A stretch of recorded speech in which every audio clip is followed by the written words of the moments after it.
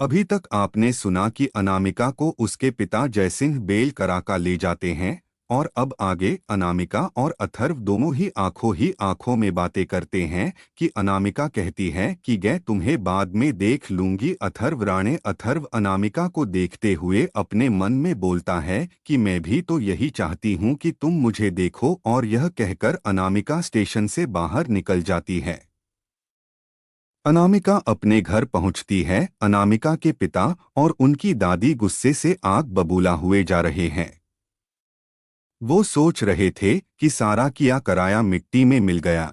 इधर अनामिका अपने कमरे में जाती है। रहता उसका भी मूड बहुत खराब है, क्योंकि इन सब के हाथ ना आओगे उसके पिता की इज्जत बहुत खराब हो गई थी। हर जगह बस यही चर्चा हो रही थी कि जतसिंह को अके दुश्मन के बेटे अभर्व राणे ने गिरफ्तार किया था। इधर अथर्व के घर ये सब बातें पता चलती है तो अथर्व के पिता बहुत गुस्सा होते हैं। कहने पर वो कहते हैं कि इन सब चीजों में तुम्हें पढ़ने की क्या जरूरत, भी वो उनकी बेटी है, जिससे चाहे उसक शादी उससे कराए, उससे तुम्हें क्या। पिता की बातें सुनकर अथर्व कहता है ऐसे कैसे किसी से भी उसकी शादी करा देंगे। और इतना कहकर अथर्व अपने कमरे में चला जाता है। नील अथर्व के पीछे जाता है। नील अथर्व से कहता है सर, अब बात बहुत आगे बढ़ चुकी है।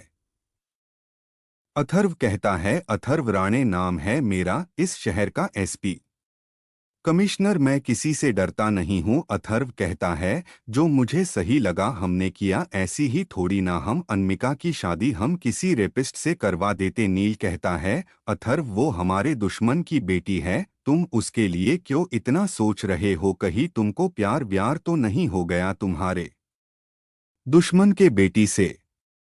अथर्व थोड़ा सा एक धीमी आवाज में, क्या बकवास कर रहे हो, हमको किसी से प्यार व्यार नहीं है।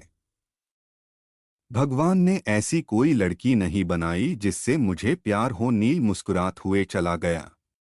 इधर रात हो चुकी थी। अनामिका अपने बिस्तर पर करवट बदल रही थी। इतना सब कुछ होने के बाद उसे नींद नहीं आ रही थी। इधर अथर्व को भी नींद नहीं आ रही थी। अभी तक ये सब छुपाकर चल रहा था, लेकिन इस पुलिस स्टेशन वाले हादसे के बाद शहर के हर एक सदस्य को मालूम हो गया था कि दोनों परिवार के बीच में फिर से दुश्मनी बढ़ेगी और न जाने कितने लोगों की जान जाएगी। यही सब चल रहा था कि अथर्व ने अनामिका को कॉल लगाया। अनमिका के फोन की घंटी बजी और वो चौंक गई कि इतनी रात को उसको किसने कॉल किया होगा। अनामिका के मन में अथर्व के लिए गुस्सा कुट कुट कर भरा हुआ था। वो अपने अम्मा और पापा के अपमान का बदला लेना चाहती थी।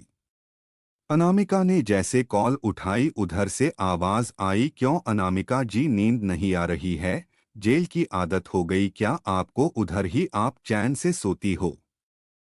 अनामिका चिढ़ते हुए, अच्छा तो तुम हो, मेरी टेंशन छोड़ो आप अपनी टेंशन लो, क्योंकि अब जो तुम्हारे साथ होगा ना वो तुम किसी को बता नहीं पाओगे। अथर्व हंसते हुए, अच्छा अरे मैं तो डर गया, देखो मैं कांप रहा हूँ। अनमिका ने फोन काट दिया। सुबह हुई। अनामिका अपने पापा के कमरे में गई। पापा मुझे आईएएस बनना है, अथर्व ठाकुर की सारी एकड़ी ठिकाने लगा दूंगी। आमिका के पिता, अरे बेटा तुम इन सब में मत पड़ो, उसको तो हम देख लेंगे। नहीं पापा, कानून को कानून से हराना चाहिए, इस खून खराबे में कुछ नहीं रखा। जयसिंह अपने बेटी के सर पर हाथ फेरते हुए, ठीक है बेटा जैसे ठीक लगे।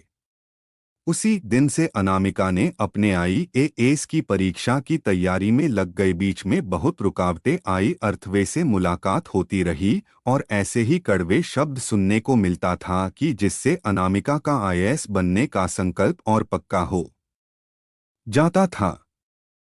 अथर्व को यह बात पता चली कि अनामिका आईएएस की तैयारी कर रही है तो वो बहुत खुश हुआ, क्योंकि वो चाहता था कि अनामिका अपने पिता की उंगली छोड़ कुछ अपना अस्तित्व बनाए। इसीलिए वो बीच बीच में अनामिका को ऐसे बोल बोलता था जो असहनीय होते थे। धीरे धीरे समय बीतता गया। अपामिका का परीक्षा देने का समय आ गया। उस दिन वो बहुत परेशान थी। उसे किसी ऐसे इंसान की जरूरत थी जो उसे कुछ सुझाव दे सकें, उसकी नर्वसनेस को थोड़ा कम कर सके तभी अनामिका के फोन पे एक मैसेज आता है जो कि अथर्व का होता है। अनमिका उसको देखते ही गुस्से में भर जाती है, लेकिन जब वो पूरा मैसेज पढ़ती है तो उसका गुस्सा कम हो जाता है। उस मैसेज में वो सारी बातें लिखी होती है जो कि परीक्षा में बहुत जरूरी होती है। परीक्षा अच्छे से हो जाए उसकी शुभकामनाएं लिखी होती है। अनामिका परीक्षा देने जाती है और उसकी परीक्षा बहुत अच्छे से संपन्न होते हैं। अब तो अनामिका को सिर्फ रिजल्ट का इंतजार था। धीरे धीरे करके रिजल्ट वाला दिन आ गया। अनामिका का रिजल्ट आया और वो पास हो गई। चारों तरफ सिर्फ खुशियां खुशियां ही खुशियां थी।